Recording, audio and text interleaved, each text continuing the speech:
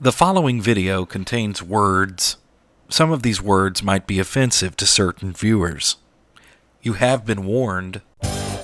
From Nova Scotia to the Florida Keys, from the Blue Ridge Mountains to the Atlantic Shore and beyond, it's time for Joe Collins. WTAR, where your friends are. Hold on, I got another one here. Joe Collins, one man doing the work of 10 for the good of thousands. Today's hot new country hits B99.9 WCBB. Hi there. Welcome to this video in which we are going to celebrate the fact that this channel now has over 100,000 subscribers. I find that to be amazing, humbling, and a little astounding, simply because of the fact that I never really worked that hard to get 100,000 subscribers. I certainly appreciate you all being here, that's for sure. In this video, I'm just going to ramble on a bit about my experiences with YouTube. I'm going to tell you a little bit about what I like about it and some of the things I don't like about it. I thought I would do some big extravaganza when this moment came along, but then I got to thinking about it and I realized not a lot of people are going to watch. Well, people just don't watch videos that are about YouTube channels and YouTube creators. They'd rather hear about whatever the creator posts content about, like Linux or audio equipment. First thing I'd like to do is to answer a question that I get quite frequently. People ask, why do you open up your videos with greetings and salutations? Well, that has to do with a fellow named Dennis McCurdy, who was a teacher that I had way back in the 1980s when I was just a baby DJ learning all about radio. Here's Dennis now. Well, good evening and welcome to the world's great orchestras. And Raymond, it's a privilege to finally have you here. Where were you last week? I was standing by waiting for you to start the tape, Dennis. Sure you were, yeah, Well, anyways, we got it done. So, what do you have tonight? I promised you can play the Berlin Philharmonic tonight since you weren't around last week. What would you like to play? Oh, we're going to play some of this fucking Beethoven here and some of this goddamn Shostakovich. You're not running the tape, Dennis.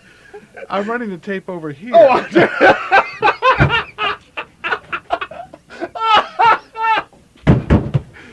Yes, it's Dennis McCurdy and Raymond Jones at their best. Believe it or not, those two crazy guys went on to become really big names in education. Dennis McCurdy retired from Chesapeake Public Schools and became a professor at Tidewater Community College.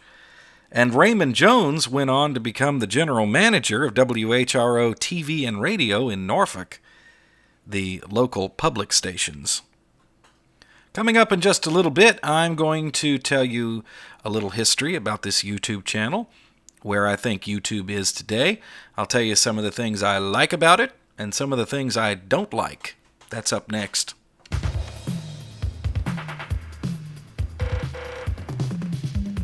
Are you a busy person? Does your schedule interfere with your sex life? If you are, and it does, you should spend more time having sex than trying to use a condom. Quickie Condom realizes your problem, so our new condom has a specialized zip lock for easier removal. It might even give you enough time for seconds. Quickie Condoms, the choice for an active America. Joe Collins, WTRT. I started this YouTube channel in July of 2008, and the reason why I did it was because I was getting into restoring old cassette decks and other pieces of audio gear, and I found a community on YouTube of people that were doing exactly the same thing. So if you go back to the very first videos on this channel, that's what they're about. That was back in the days when you were restricted to 10 minutes, and in the early days I had a really cruddy camera.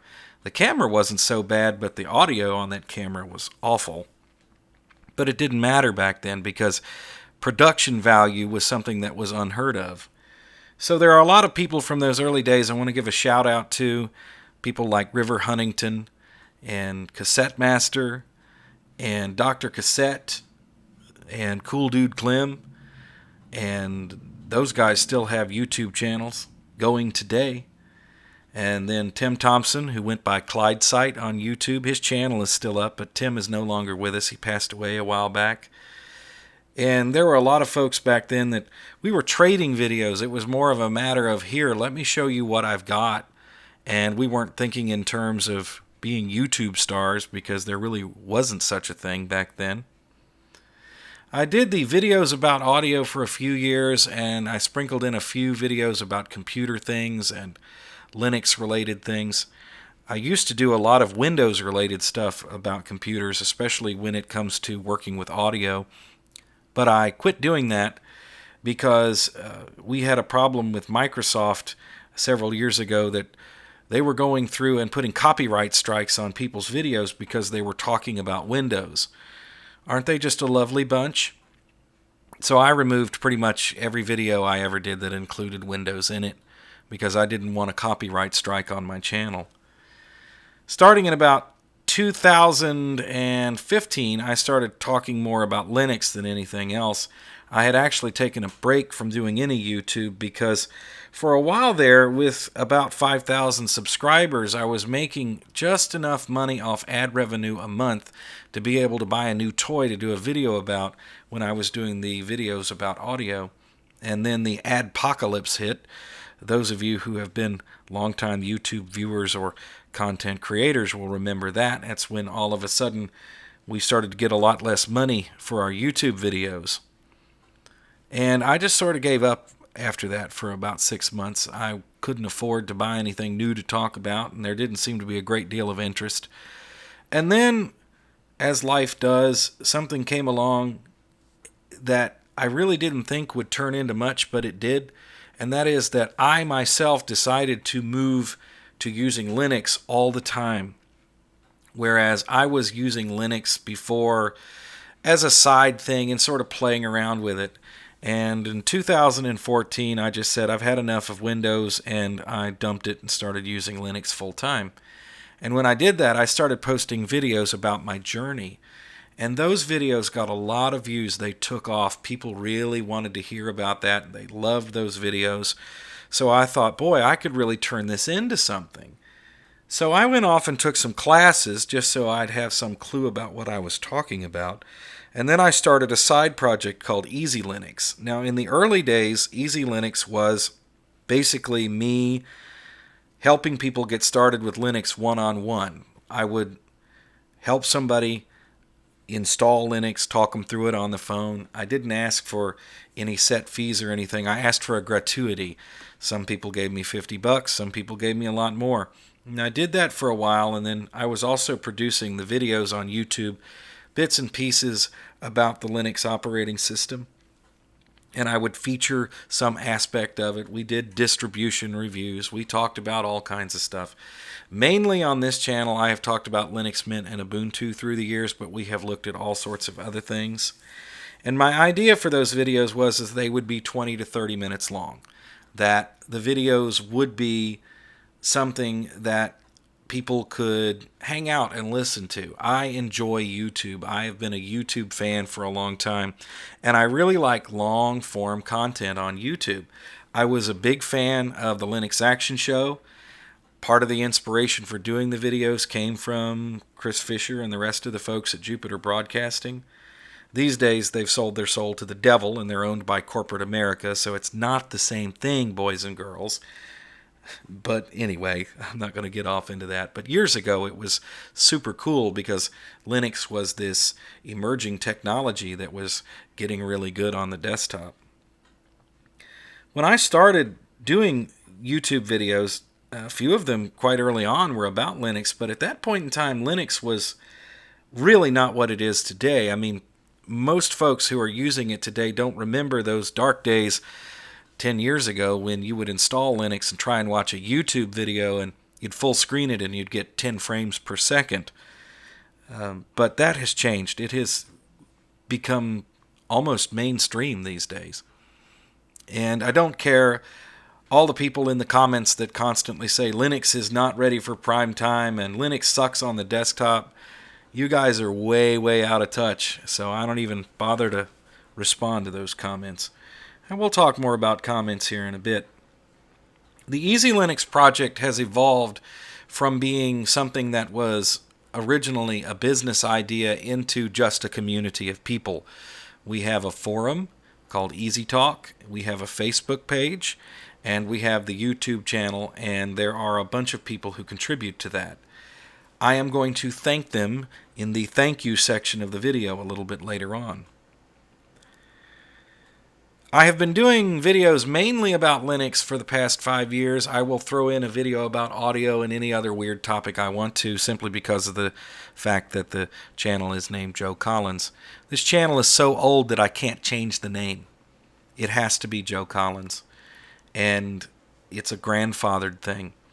When I first started using YouTube, it was really community-based, and the comments section on YouTube was a completely different animal.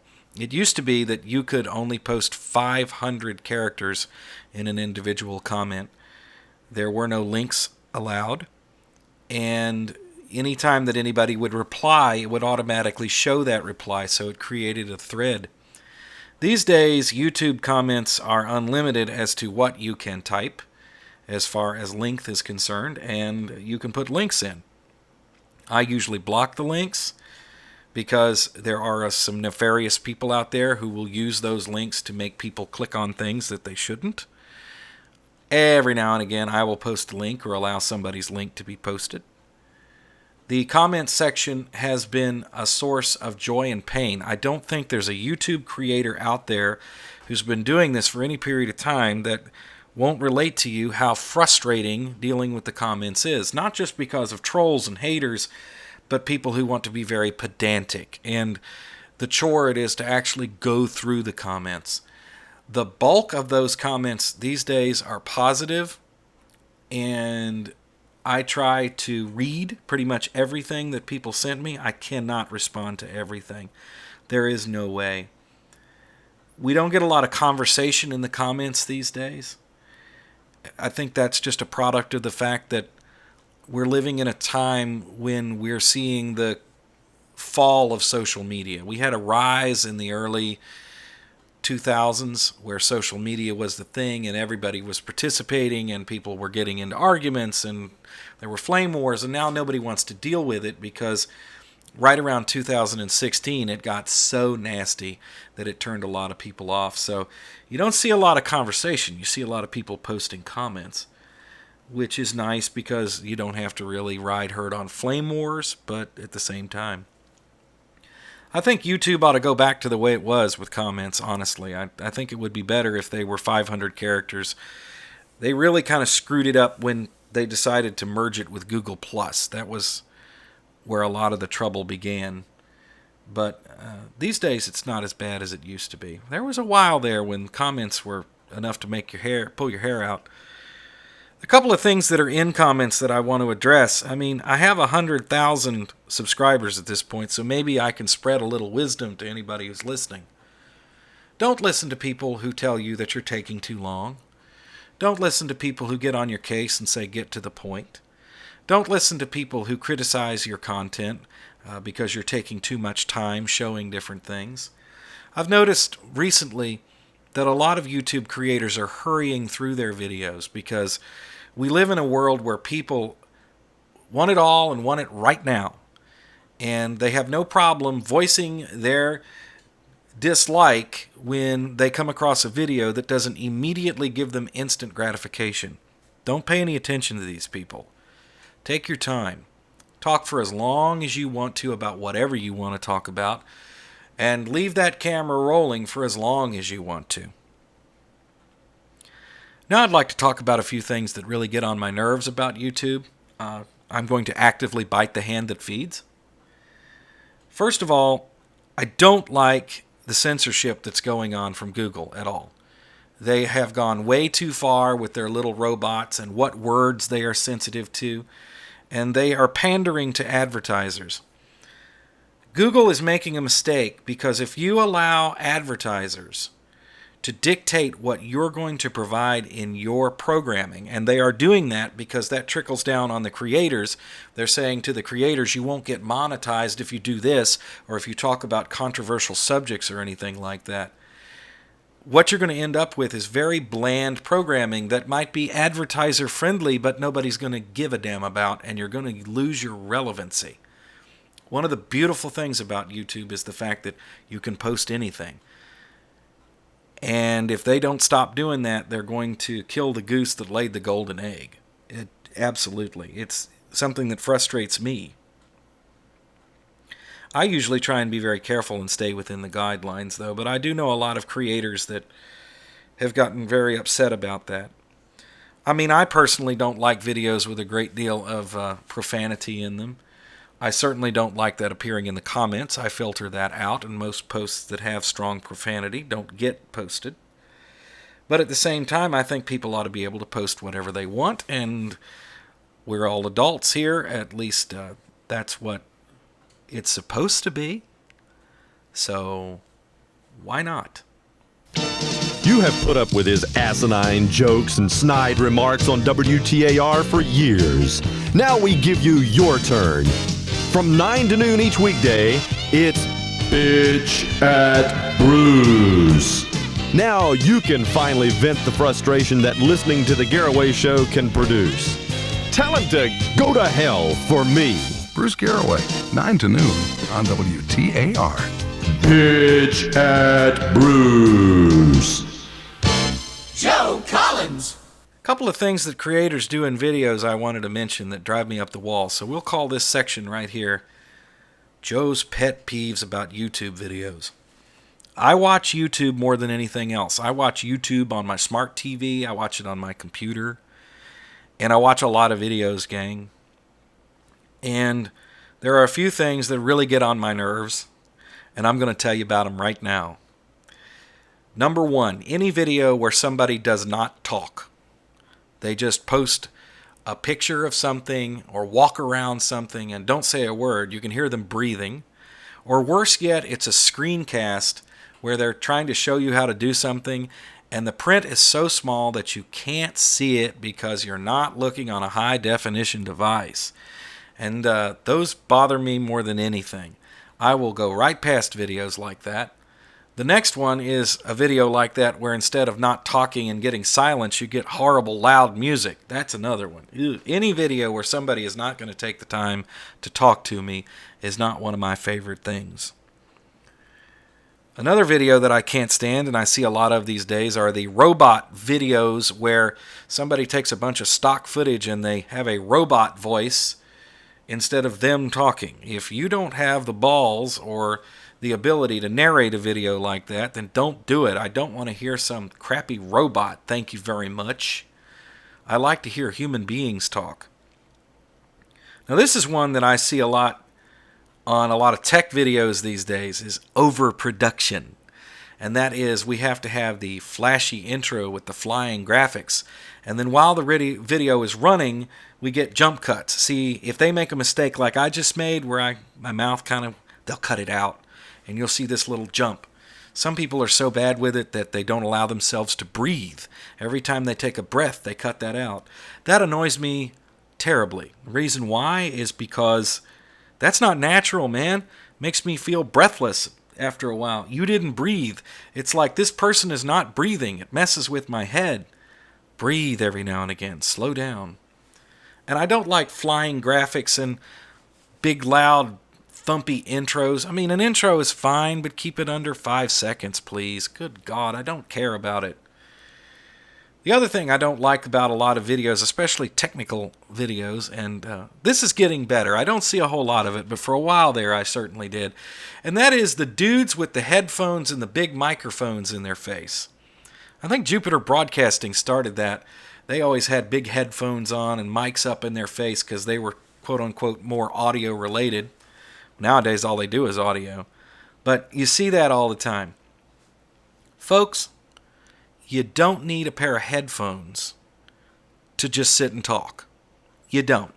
Now, if you're talking to somebody else, like you're doing some sort of online group chat, that's different. Fine. But most of the time, it's some dude with a microphone so big you can't see his face and he's wearing headphones for absolutely no reason. I'm recording this video right now, and I'm not wearing any headphones. I don't need them. and I don't want to see them. If you look at what they do on television, you have a little earbud, and you can have a producer talk to you through that, or you can hear somebody who's trying to talk to you, and they usually try really hard to hide that by putting it up over somebody's ear and running it down their back. Okay, that's how you hear.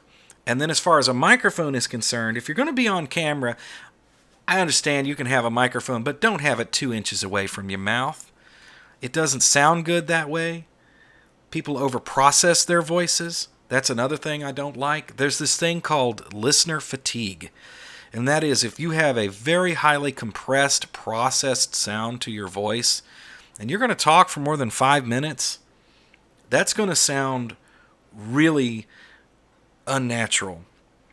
And people don't consciously know what's going on, but they know that they don't want to hear this cat talk anymore because his voice, man, it's getting on my nerves. That's called listener fatigue.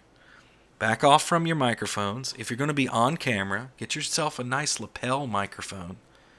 That's the way professionals do it. And there are some other things that I could go on about YouTube videos, but most of the time I like what I see. Some of my favorite YouTube channels? Well, my absolute favorite YouTube channel is a guy named Bob Anderson out of Chicago, and the name of the channel is Bob Anderson TV. And it is not about Linux. It's about him restoring radios from the 20s, 30s, 40s, and 50s, and televisions mostly from the late 40s and early 50s. He is an electrical engineer, and that is his hobby. And ever since I have found his channel, it has been one of my absolute favorites to watch. And he doesn't have a huge amount of subscribers. If you're into electronics and you like old tube circuits, Bob is your guy. Along those lines, too, I love Uncle Doug, who works on guitar amplifiers. He's based in Arizona, and he has a wonderful YouTube channel. Another one that I really like is Musty One. Musty is just super entertaining to me. He works on old junk. I've been following his channel for years, and it is just reminds me of hanging out with my dad in the garage. My dad was a tinkerer. He was one of those people that went to yard sales, what we call them in America. In England, you might call that a boot sale. And he brought home all kinds of stuff, and he would try and get it working. It's part of the reason why I love record players and tape decks and radios and things like that so much these days, is because Dad brought so many home. He'd test all the tubes and switch out a few capacitors, and boom, the thing started working. You know, it was wonderful. Well, watching Musty and Bob Anderson do that kind of stuff, Musty doesn't do electronics. He does mechanical things like lawnmowers and cars and stuff like that, but it's still the same thing. My dad was that sort of a tinker. He'd work on anything. I mean, we had 6 lawnmowers.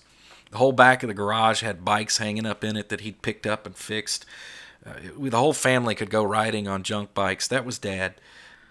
Another YouTube channel that I've gotten into recently is a fellow named Andrew Camarada, who's up in New York State, and he does a lot of major excavating work and finishing work around houses and property maintenance and stuff like that. And he pretty much documents his entire life on YouTube. It's not just about his work or something like that. And he's just a natural-born filmmaker. That's been a lot of fun to watch. Well, I guess what I think about the future of YouTube is I don't know where it's going. I don't have a clue at this point. I think it's a wonderful thing. I'm glad that I have been able to be a part of it. I don't know whether I'm going to get one of those YouTube award plaque things because I don't know. I've been super critical of them in the past, so we'll see. Coming up here, I got a whole list of people that I'd like to thank, and then we're going to go ahead and close this video down. Voted by the Southern Virginia Dyslexic Society as the Desk Bam Stadio Ration in Vothern, Virginia. D99.9. This is Interface. Scotty D Entertainment and Bad Edit Productions present Interface. Now here are your hosts, Scotty D and JC. Thank you, Christina Hallett, for that lovely opening. This week on Interface, we're not doing Interface. That was a podcast that I was involved with a long time ago. My friend Scott and I started this thing. It was video. We had cameras. We were doing the back and forth and the frickin' frack. We would produce videos to play in the show. We streamed it live, and I think maybe about 10 people watched. And we did that for quite some time, and it just never really took off. We even got in the paper in the town I was living in at the time because it was such a novel concept, but it was ahead of its time because it was before people really were consuming content online that way. Podcasting hadn't quite really taken off yet, but I learned a lot about creating online content, that's for sure. Talking about YouTube, 100,000 subscribers on this channel. It amazes me because I have put so little effort into it. You see, I hate video editing, and I don't like playing around with video editors. I suck at it. It takes too long, and it never comes out the way I want it to. So what I do to create a lot of the videos that you see is just record them live using simple screen recorder to capture the screen, or take a camera and go around and take the video pretty much as you see it. The only thing I do is pause, right? So that's a bit limiting, but at the same time, I think it makes what I do very real, and I think there are people out there who really latch on to that because there is no editing. This is it. It's just me.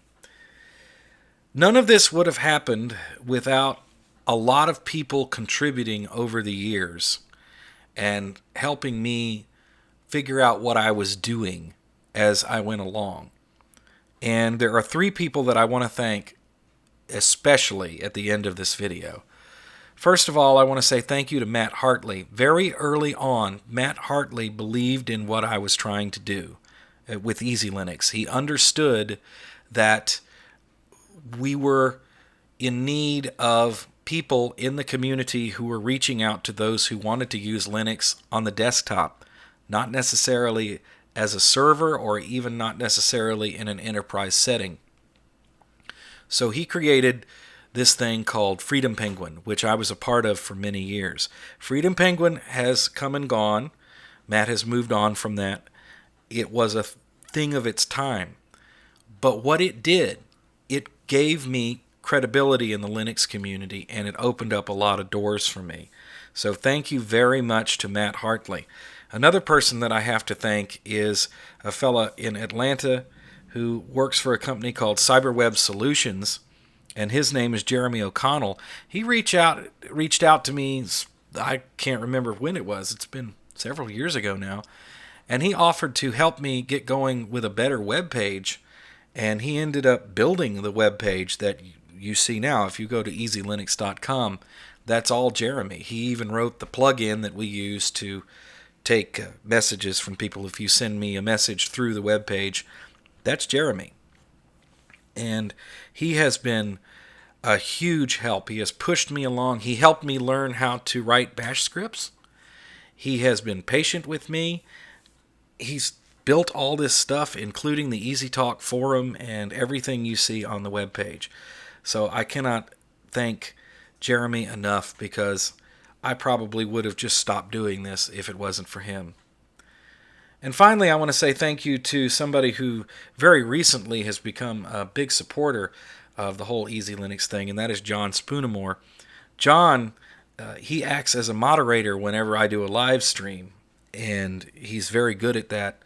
And he also is the first person to jump up and comment on any video I post, and he's really big in the Facebook space. When we're doing EzeeLinux stuff over there, we have a Facebook page, and he's in there all the time, and he shares all kinds of stuff with me. This guy is a real Linux animal, and a good deal of the videos you've seen over the last year or two have been inspired by something John has sent me. So thank you very much, John Spoonamore, and thank you to everybody who has contributed over the years. People have sent me monetary donations. People have sent me computers out of the blue, especially Esnix. Ezra, thank you very much. I don't want to leave you out. I almost forgot. He sent me big old honking desktop computer a few years ago when I was in desperate need of one and couldn't afford it. And all I had to pay was shipping. That was wonderful of him. So thank you very much for that. Well, that's going to about do it for this navel-gazing exercise where we talk about YouTube and talk about the channel. I have no idea what's coming up next, gang. I'm just rolling with the flow. We'll post them when the ideas come along. And as always, thank you for your comments and your feedback. You can check us out at EzeeLinux.com. You can check me out Monday through Friday, 7 p.m. to midnight. That's Eastern U.S. time. I am on the radio on B99.9 FM, WZBB, Stanleytown, Virginia, and I do that show along with what I do here and doing the things with EzeeLinux. I will have links to all of that in the video description. So thank you once again. I guess we'll do this again when we reach, 1 million subscribers? See you then.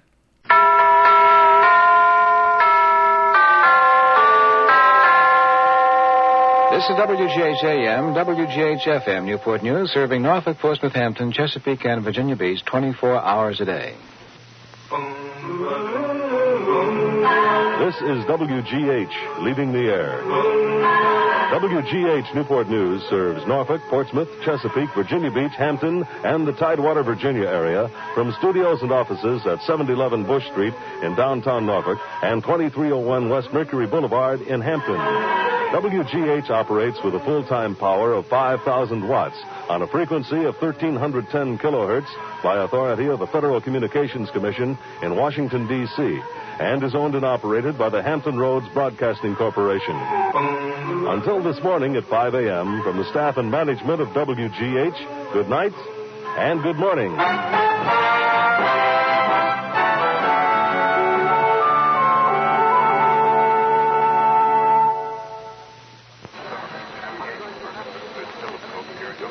Ladies and gentlemen, you've listened to another bad edit production, and there's nothing you can do about it.